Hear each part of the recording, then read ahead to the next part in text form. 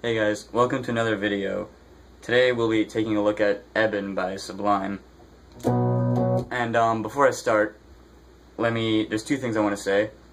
The first is that I'm not going to be going over every individual mute and strum, and I'm not going to go over the chord shapes. Like, you should know the basic power chord shape. So when I say like D chord, you should know what that is. But also, I'm going to put a link to the song in the description because I'm going to teach this in sections, and then you should listen to the song before learning it to get a feel for it, like to get a feel for how it plays, and then like after you learn everything, listen to it again, just so you know where each section kind of goes. So the whole song kind of revolves around these two chords. It's B,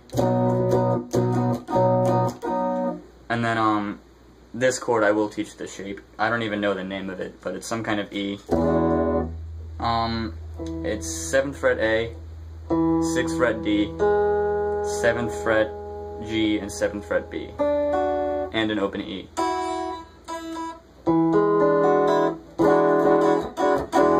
And because it's an E chord, you don't have to worry about muting the low E. Like, it'll sound fine in there.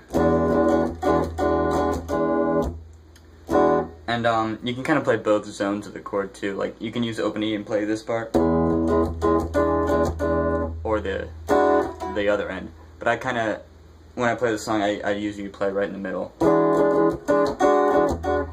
So it starts out with just like hitting each chord, and then there's like a drum fill, and then it goes into this kind of ska strumming pattern. And I'll just play it for you a couple times, and you can kind of pick up on how it sounds, because it's kind of hard to hear it from the record.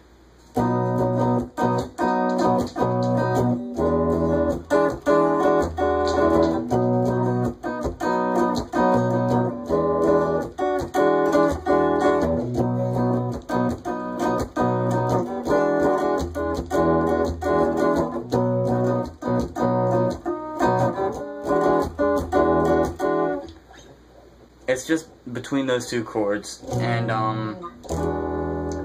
if you listen to the 40 Ounces of Freedom version, which is the one I'll link, at the end of the song, if you didn't listen to the whole thing, at the end of the song, after the solo, when he starts playing that that part again, I think during the whole song there's two guitar tracks. Like, it sounds like there's a second guitar kind of doing that.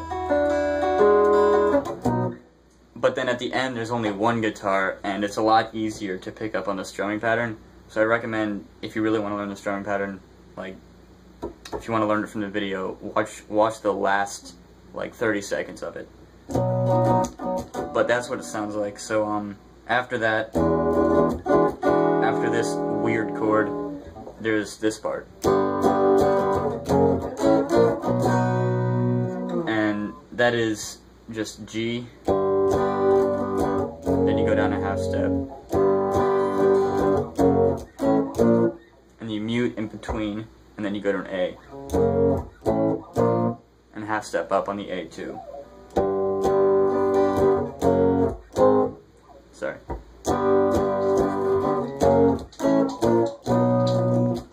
And then back into the main part of the song.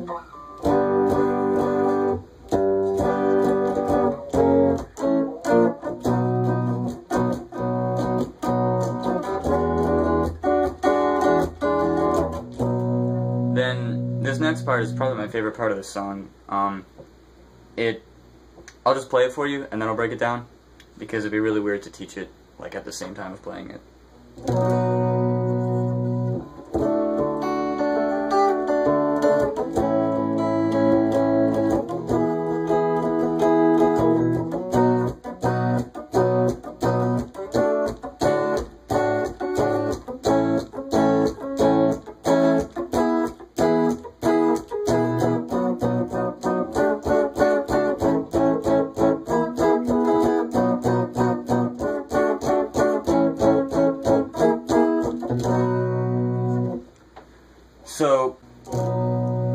you let the B chord ring, then you go to a D,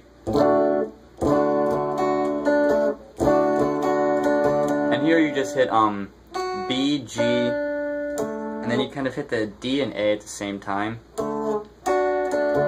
and go back to the G.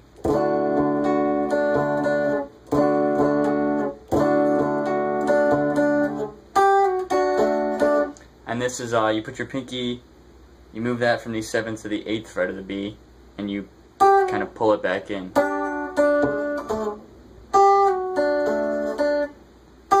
And then you hit G, D, G.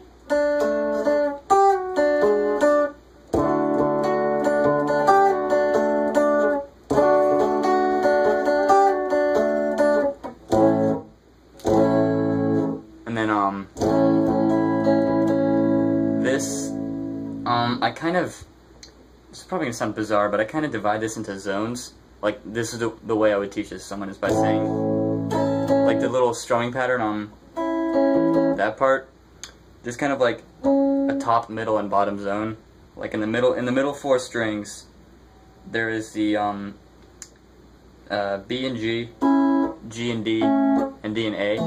I just refer to that as top, middle, and bottom. And then I just play the top, middle, bottom, and then middle again. And the reason I do that, the reason I teach it like that, is because you don't hit individual strings, and you just kind of do it like kind of freestyle-ish. Like, as long as you pick in those zones of the strings, it'll sound fine.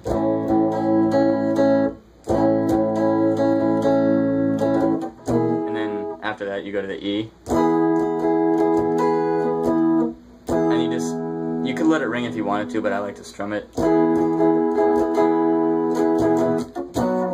And then you kind of fall out of the E and mute twice.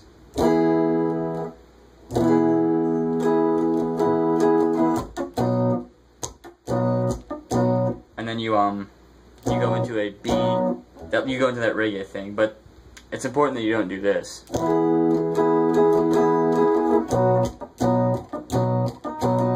Like, you don't start with a B chord, you start with 2 mutes. Then D, A, E. So this is just 2 mutes with the chord.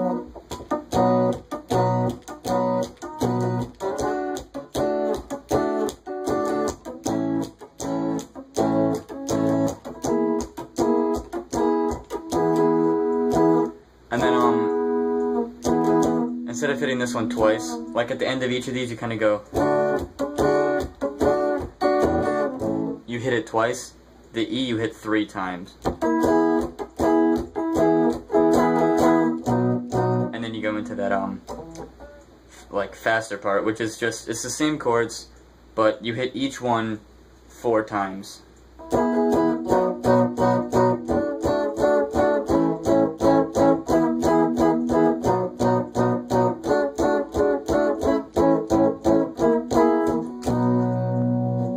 Now, the way I mute these is, usually I use both hands, and I use, like, this part of my, palm to, assist in muting it, but it's like almost impossible to use your palm to mute, because you have to mute between each one of these.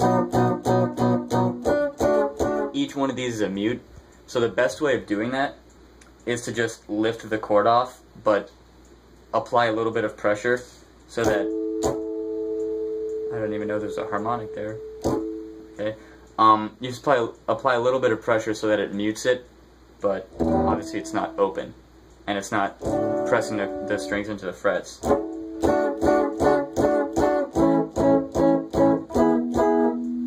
And these mutes are also, I shouldn't really refer to them as mutes, because you're not hitting them between, it's not like this.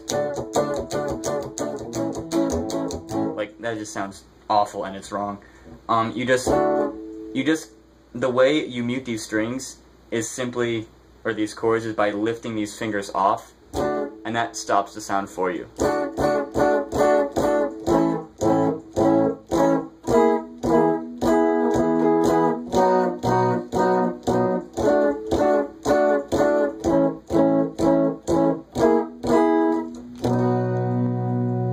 play the B chord and you let it ring, and then you play the weird E, but you kind of pluck it this time.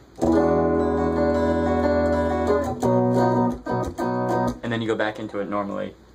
But the plucking thing, you can kind of hear it throughout the whole song, and I think it's part of a second guitar track. But this is the only part that I do it like deliberately. Like the way I play the song is either doing that the whole time or strumming it. But this time, I think it's a lot better if instead of immediately going into the normal, like I call it normal, that part, you just let it ring, and then you play this, and then you just pluck the last 4 strings in like a descending but still random order, like E, B, and D, and you hit the G as well. Like I couldn't tell you when because I play it differently every time, but just those 4 strings. And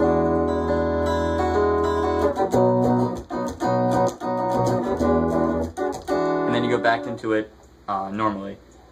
Now, that eventually happens again, and then you do the whole thing of like the reggae, but instead of going into the fast part immediately after, you go into the solo, which is too long to teach in this lesson, but I know the solo, and I'll probably record the video later today or over the weekend, but I need to dedicate its own video because it would just take too long to teach in this video. But I'll play the song, all these sections, like once, kind of at a moderate pace, and then hopefully that will be enough to teach you so that you can play along with the song.